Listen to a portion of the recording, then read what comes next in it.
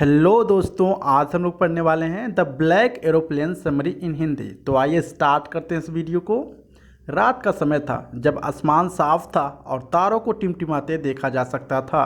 Pilot को उस देश के ऊपर होने में काफ़ी शांति महसूस हो रही थी। जब वो फ्रांस से इंग्लैंड के लिए उड़ान भर रहा था, सुबह के 1:30 बज चुके थे और वह अपने परिवार के साथ छुट्टियां मनाने के बारे में सोच रहा था।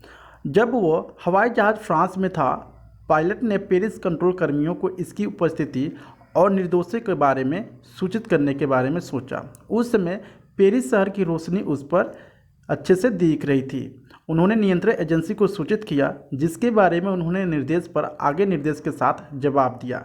पेरिस के नियंत्रण कक्ष ने उसे पश्चिम की ओर 12 डिग्री मोड़ने का निर्देश दिया। निर्देश प्राप्त करने के बाद पायलट ने काम किया और अंतिम ईंधन टैंकों को संचालन में लगाते हुए इनका पीछा किया। इस समय वो अपने परिवार के साथ अपने समय के बारे में सपना देख रहे थे और फिर वो गंतव्य बिंदु पर एक संतोषजनक नाश्ता के बारे में सोचने लगे। कुछ सुनियोजित होने के कारण वो शांत था। अब विमान ने पेरिस को पार कर लिया था। जब उसने आकाश में बादलों को देखना शुरू किया तो उसकी उपस्थिति ने हवा से यात्रा एक सुनिश्चित बना दिया, क्योंकि तूफान की संभावना थी। वे इतने विशाल और गहरे थे कि पायलट ने उनकी तुलना काले पहाड़ों से की। वो जानता था कि उन्हें पास नहीं कर सकता, क्योंकि उनके ऊपर जाना असंभव था। अंतिम टैंक में छोड़ गए ईंधन की मात्रा के साथ उन्हें बचाना था। यही निर्णय सुरक्षित रूप से पेरिस वापस जाने के लिए होता है। लेकिन अपने परिवार से मिलने की इच्छा के कारण पायलट ने निर्णय लेने से बादल छा गए। वह अपने परिवार के साथ रहना चाहता था और वह पूरे दिन का सपना देख रहा था कि वह उसने आपस नहीं जाने का जोखिम उठाया। इस प्रकार उसने विमान को सही तूफान में ले गया। तूफान की वजह से इतना अंधेरा था कि विमान के बाहर कुछ भी दिखाई नहीं दे रहा था। उसने हवाई जहाज से नियंत्रण खोना शुरू कर दिया। खराब मौसम के कारण कंपास और अन्य उपकरणों ने भी काम करना बंद कर दिया था। वह असहाय हो गया। उन्होंने पेरिस के कंट्रोल एजेंसी को फ़ोन करने की कोशिश की, जिसने पहले उसकी मदद की थी, लेकिन मौसम की वजह से कनेक्ट नहीं हो सका।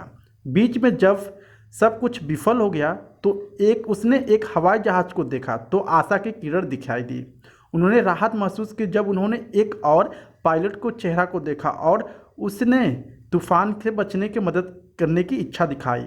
उसने खुद को सोचा कि दूसरा पायलट जो बहुत दयालु है, क्योंकि वो जानता था कि वो खो गए थे और उसकी मदद करने की कोशिश कर रहे थे। दूसरे पायलट ने अपने विमान को खोए हुए जहाज से आगे ले जाने के लिए उन्हें आसान बनाने के लिए उनका अनुसरण किया, जबकि लेखक ने उसे आज्ञाकारी बच्चे की तरह पालन किया।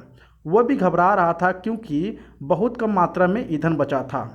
तभी वह तूफान से बाहर आने लगा और अपने विमान को सुरक्षित लैंड करने के लिए रनवे को देख सका। जब वो दूसरे पायलट को धन्यवाद देने के लिए मुड़ा तो उसे एहसास हुआ कि जिस विमान ने उसकी मदद की थी वह तूफान से बाहर आते ही गायब हो गया था। लेखक को यह नहीं पता था कि वो कहाँ उतरा था, लेकिन अपने विमान को अपाय छोड़ने से नहीं डरता था। वह दूसरे पायलट के बारे में पूछने के लिए सीधे कंट्रोल रूम में गया।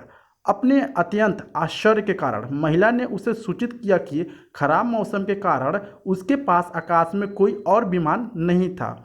उसके मन में अनुत्तरित बहुत सारे प्रश्नों से वह चकित रह जाता है। और इस तरह से जो लेखक हैं बताते हैं कि उन्होंने शायद कोई और हो सकता है कि उनकी मदद की है, जो कि वो उनको धन्यवाद नहीं बोल पाए।